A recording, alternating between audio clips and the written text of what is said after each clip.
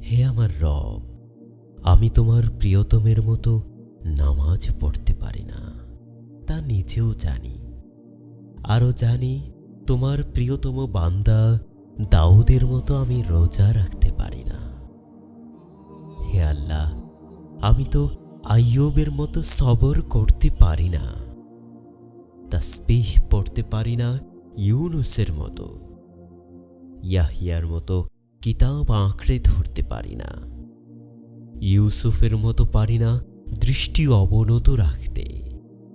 আমি তার মতো শত্রুদের বলতেও পারি না, যাও তোমরা স্বাধীন, আজ তোমাদের বিরুদ্ধে কোনো অভিযোগ নেই।